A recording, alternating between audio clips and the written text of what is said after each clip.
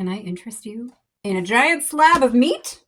Pro tip, if you've started a YouTube channel and you think you might need props occasionally that are weirdly relevant to the movies you're reviewing, date a theater kid. My boyfriend was so excited when he remembered he had this. Welcome back to Final Girl Friday. My name is Molly, and sometimes I make videos shining a spotlight on forgotten or heavily criticized horror films. The film I want to talk about today, though, is a little complicated because it doesn't fit into either of those categories. It's not really fair to say it's been forgotten. It's more been overlooked, and it hasn't received a lot of negative criticism. In fact, the majority of people who've seen it agree that it's a great film. It's also technically not a horror movie, but it was marketed as one, so I'm counting it. Roadgames is an exceptional Australian suspense thriller from 1981. It was directed by Richard Franklin, co-written by Franklin and Everett DeRoche, and I know I just said a couple of videos ago that I don't like to do reviews by comparison, but this is a big exception because above all else, Roadgames is a deliberate reimagining of Alfred Hitchcock's Rear Window. Richard Franklin was very well known for his encyclopedic knowledge and love of Hitchcock's work, and he wanted to bring that kind of filmmaking to Australia. So he just took Rear Window and put it on the road. And holy shit, he did an amazing job. Roadgames tells the story of independent truck driver Pat Quid. Or I guess I should say he's not a truck driver. He's a guy who drives a truck. It's a very important distinction for him. At the start of the film, Pat is transporting a big old bunch of meat from Melbourne to Perth. And to do that, he has to cross the Nullarbor Plain, which is like 750 miles of desolate but beautiful Australian desert. He's also making this trip with my favorite character in the movie,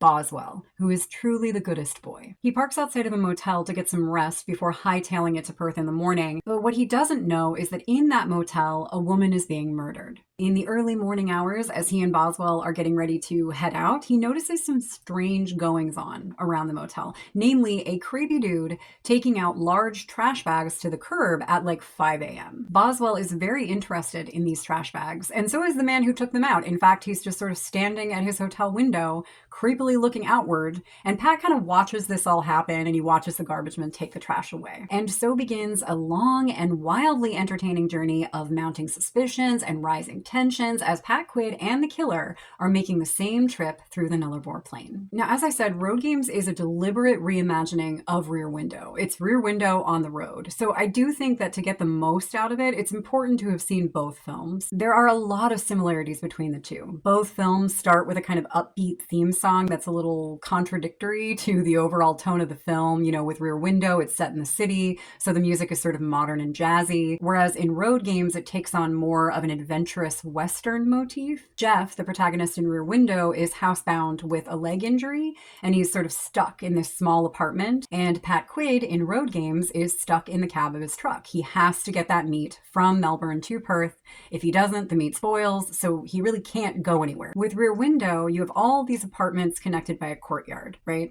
And each of these apartments is inhabited by a different sort of quirky character, and we get to peek into these characters' lives. The same is true of Roadgames. It's just that instead of apartments and a courtyard, you have the long and lonely road. There's a small handful of quirky characters that are also making the trip alongside Pat and the killer, and we get to peek into their lives as well through the windows of their cars. Jeff is described in Rear Window as a tourist on an endless vacation. The same could be said about the truck driving Pat Quid. It's such a creative way to retell this story. Pat Quid is played expertly by Stacy Keach, which can I just say that Stacy Keach circa 1981, whew, he brings such a lovability and a sense of humor to the role, which it's already a really funny script, but Stacy Keach makes it so much funnier. He spends a lot of time inside the truck alone talking to himself or talking to Boswell, and he really plays up that chipper boredom that leads him down this rabbit hole of trying to figure out who this man is and whether or not a murder took place. You know, he's trying to solve the mystery of a killer that he doesn't even know for sure is a killer, and he's having fun along the way. But the morbidity of it also makes it really disturbing for him. So it's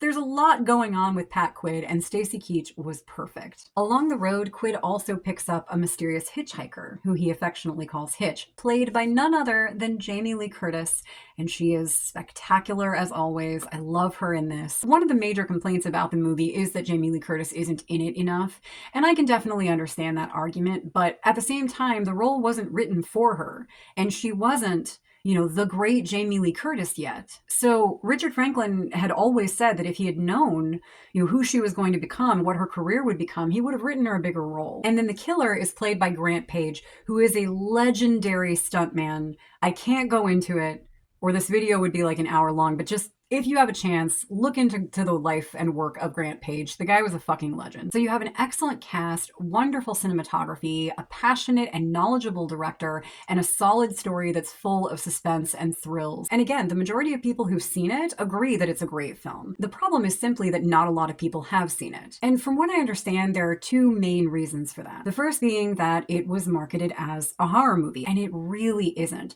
There are some slasher-esque elements in the very beginning and at the very end. There's also a crazy-ass jump scare. One crazy-ass jump scare in this movie, and it is really effective and so much fun. They also cast Jamie Lee Curtis, and this was the early 80s when she was just being established as a scream queen in North America. So although she wasn't famous when she was initially cast in the film, I think by the time it reached American audiences, people went into it expecting another prom night or Halloween. And then in Australia, the casting of American actors in these lead roles was pretty controversial at the time. I think that a lot of people looked especially at Jamie Lee Curtis as someone who sort of came over from America and stole an Australian actress's job. So I don't really know how that impacted the initial reception of the film. I imagine another reason why it's been perpetually overlooked by at least American audiences is that it's also a part of the Ozploitation genre. And I think that when we hear words like exploitation or Ozploitation, it conjures up very specific movies or images in the mind. Films like The Other Hell or Thriller, A Cruel Picture, or I Spit on Your Grave, or more modern examples like a Serbian Film or Terrifier. But it's a broad term, and the same is true of Ozploitation films. Prior to watching Roadgames, I actually didn't realize how few Ozploitation films I've actually seen. It's pretty shameful, I gotta say. I think I've seen maybe like 8. As a side note, after seeing Roadgames and falling in love with it, I watched a great documentary called Not Quite Hollywood, the wild untold story of Ozploitation, and my watch list just ballooned up with like 50 new movies that I absolutely must see. The point is, though, that I was surprised that Roadgames was considered an Ozploitation film because apart from those very distinct sort of slasher elements at the start and the end, it really didn't feel like a very exploitative movie to me. It isn't a particularly gory film, bloody film. There's really not even a whole lot of violence in it. I mean, there's a little bit, but really not much. And so yeah, I was just surprised. When I hear the word Ozploitation, I also immediately think low budget. I'm not saying this movie had a massive budget, but it had a budget of $1.75 million, which at the time was either one of or the most expensive movie made in Australia. It's also worth noting how badass this production was. They had a pretty small crew, they barely had a second unit, and they filmed the movie as they went along. They started in, well, they didn't start in Melbourne, actually. They started in Madura. And they traveled all the way to Perth from Madura across the Nullarbor Plain, filming as they went. That is badass. Overall, for me, Roadgames is one of the best road thrillers I think I've ever seen.